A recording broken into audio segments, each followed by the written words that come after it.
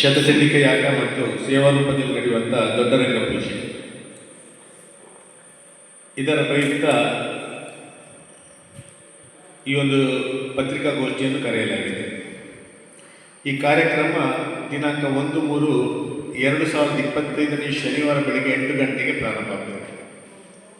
ಸಾಮೂಹಿಕ ಪ್ರಾರ್ಥನೆಯೊಂದಿಗೆ ಗಣಪತಿ ಹೋಮ ಮತ್ತು ಸಪ್ತಪದಿ ಪಾರಾಯಣ ಆರಂಭ, ನವಾಕ್ಷರಿ ಜಪ ಮತ್ತು 2 ತಾರೀಕಿನಂದು ಆದಿತ್ಯವಾರ ಬೆಳಿಗ್ಗೆ 7ರಿಂದ ಪಾರಾಯಣ, ನವಾಕ್ಷರಿ ಜಪ, ಮೃತ್ಯುಂಜಯ ಹೋಮ, ಸುಬ್ರಹ್ಮಣ್ಯ ಸಹಸ್ರನಾಮ ಹೋಮ, ಸಾಯಂಕಾಲ ಗಂಟೆ 3:30ರಿಂದ ಚಕ್ರ ಪೂಜೆ.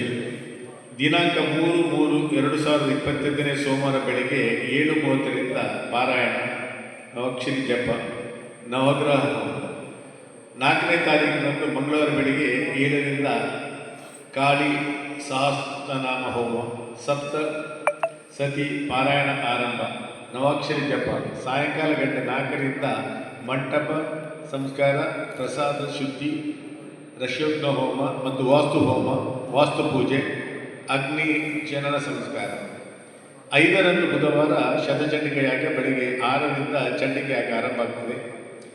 ಗಂಟೆ 10:30ಕ್ಕೆ ಹೋಮ ಪೂಜೆ ಪೂರ್ಣಾವತಿ. ಸುಮಾರು 12 ಗಂಟೆಗೆ ಶ್ರೀದೇವರಿಗೆ ಮಹಾಪೂಜೆ, ಪ್ರಸಾದ ವಿತರಣೆ, ಪಲ್ಲ ಪೂಜೆ ಮತ್ತು ಅನ್ನ ಸಂತರ್ಪಣೆ. ದಿನಾಂಕ 6ರಂದು ಗುರುವಾರ ದೊಡ್ಡ ರಂಗ ಪೂಜೆ ಉತ್ಸವ ಬೆಳಿಗ್ಗೆ ಗಂಟೆ 7:30ರಿಂದ ಗಣಪತಿ ಹೋಮ, ಕಲಶ ಪೂಜೆ, ಪ್ರಧಾನ ಹೋಮ, ಕಲಶಾಭಿಷೇಕ, ಮಹಾಪೂಜೆ, ಅನ್ನ ಸಂತರ್ಪಣೆ. ಸಾಯಂಕಾಲ 6:30ಕ್ಕೆ ಮಹಾಪೂಜೆ, 7:30ಕ್ಕೆ ದೊಡ್ಡ ರಂಗ ಪೂಜೆ, 8:30ರಿಂದ ಬಲಿ ಉತ್ಸವ, ಬೆಳ್ಳಿ ರಥೋತ್ಸವ, ಚಂದ್ರಮಂಡಲ ರಥ, ಸಣ್ಣ ರಥೋತ್ಸವ ಹಾಗೂ ಪಲ್ಲಕ್ಕಿ ಉತ್ಸವ ನಡೆಯಲಿದೆ. 7ರಂದು ಶುಕ್ರವಾರ ಕಡೆಯ ದಿವಸ ಬೆಳಗ್ಗೆ 7ರಿಂದ ಕಲಶ ಪೂಜೆ, ಗಣಪತಿ ಹೋಮ ಮತ್ತು ಪ್ರಧಾನ ಹೋಮ, ಸಂಪ್ರಕ್ಷಣೆ, ಮಂತ್ರಾಕ್ಷತೆ ಲಭಿಸಲಿದೆ. ಈ ಕಾರ್ಯಕ್ರಮದ ಇನ್ವಿಟೇಷನ್ ತಮಗೆ ಈಗಾಗಲೇ ಕೊಟ್ಟಿದ್ದಾರೆ. ಈ ಶತಚಂಡಿಕೆಯಾಗ ಪೂರ್ವ ಸಿದ್ಧತೆ ಬಗ್ಗೆ 1000 ಸೀಮೆಯ ಸಭೆಯನ್ನು ದಿನಾಂಕ 2/2/2025 ಹಾಗೂ 11/2/2025 ನಡೆಸಲಾಗಿದೆ. ಹಾಗೂ ದಿನಾಂಕ 9/2/2025 ಸೀಮೆಗೆ ಸಂಬಂಧಪಟ್ಟ ಗ್ರಾಮಗಳಲ್ಲಿ ಸಭೆ ನಡೆದಿರುತ್ತದೆ. ಅಲ್ಲಿ ಸಭೆ ನಡೆದಲ್ಲಿ ಎಲ್ಲರಿಗೂ ಇನ್ವಿಟೇಷನ್ ಕೊಟ್ಟು ಮನೆ ಮನೆಗೆ ಇನ್ವಿಟೇಷನ್ ಮುಟ್ಟಿಸುವಂಥ ಕಾರ್ಯಕ್ರಮಗಳನ್ನು ಕೂಡ ಮಾಡಲಾಗಿದೆ. ಶತಚಂಡಿಕೆ ಯಾಗ ಮತ್ತು ದೊಡ್ಡ ರಂಗ ಪೂಜೆ ಬರುವ ಭಕ್ತಾದಿಗಳ ಅನುಕೂಲಕ್ಕಾಗಿ ಸುಮಾರು 15 ಎಕರೆ ಜಾಗದಲ್ಲಿ ಪಾರ್ಕಿಂಗ್ ವ್ಯವಸ್ಥೆಯನ್ನು ಮಾಡಲಾಗಿದೆ. ಬ್ರಹ್ಮಕಲಶೋತ್ಸವದ ಸಂದರ್ಭದಲ್ಲಿ ಹೇಗೆ ಪಾರ್ಕಿಂಗ್ ವ್ಯವಸ್ಥೆಯನ್ನು ಮಾಡಿದೆ ಅದೇ ಥರ ಈ ಸಲ ಕೂಡ ಮಾಡಿದೆ. ಯಾಕಂದರೆ ಭಾಳಷ್ಟು ಸುಮಾರು 25,000ಕ್ಕೂ ಮಿಕ್ಕಿದ ಒಂದು ಭಕ್ತಾದಿಗಳು ಇದಕ್ಕೆ ಆಗಮಿಸ್ತಾರೆ 2 ದಿನ ಅಂತ ನಾವು ಒಂದು ಅಂದಾಜು ಮಾಡಿದ್ದೇವೆ. ಆ ಪ್ರಯುಕ್ತ ಅವರಿಗೆ ಬೇಕಾದಂಥ ಎಲ್ಲ ಪಾರ್ಕಿಂಗ್ ವ್ಯವಸ್ಥೆಗಳನ್ನು ಸುಮಾರು ಒಂದು 15 ಎಕರೆ ಜಾಗದಲ್ಲಿ ಮಾಡ್ತಾ ಇದ್ದೇವೆ. ಭಕ್ತಾದಿಗಳಿಗೆ ಅನ್ನ ಸಂತರ್ಪಣೆ ವ್ಯವಸ್ಥೆಯನ್ನು ಚೆನ್ನಿನಗದ್ದೆಯಲ್ಲಿ ಮಾಡಲಾಗುತ್ತದೆ. ಶತಚಂಡಿಕೆಯಾಗಿ ಬರುವ ಭಕ್ತರಿಗೆ ಬೆಳಗಿನ ಉಪಹಾರದ ವ್ಯವಸ್ಥೆಯನ್ನು ಮಾಡಲಾಗುವುದು. ದೇವಾಲಯಕ್ಕೆ ಬರುವ ಭಕ್ತಿಗಾಗಿ ದೇವರ ದರ್ಶನಕ್ಕೆ ಸರದಿ ಸಾರಿಗೆ ಹೋಗಲು ವ್ಯವಸ್ಥಿತ ವ್ಯವಸ್ಥೆ ಮಾಡಲಾಗುವುದು. ಕಾರ್ಯಕ್ರಮ ಯಶಸ್ವಿಯಾಗಿ ನೆರವೇರಲು ಸಂಘ ಸಂಸ್ಥೆಗಳು ಸ್ವಯಂ ಸೇವಕರು ತಮ್ಮ ತಂಡದ ಹೆಸರನ್ನು ಈಗಾಗಲೇ ನೋಂದಾಯಿಸಿದ್ದಾರೆ.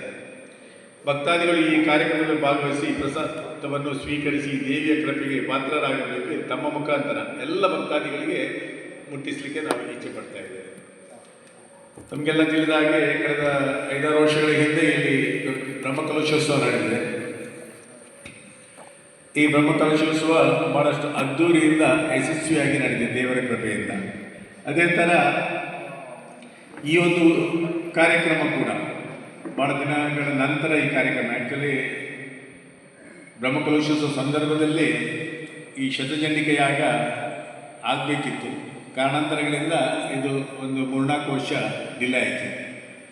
ಆಗಲೇ ಪ್ರಸ್ತುತ ರೂಪದಲ್ಲಿ ಬಂದ ಪ್ರಕಾರ ಆಗಲೇ ಇಮಿಡಿಯೇಟ್ ಮಾಡಬೇಕಿತ್ತು.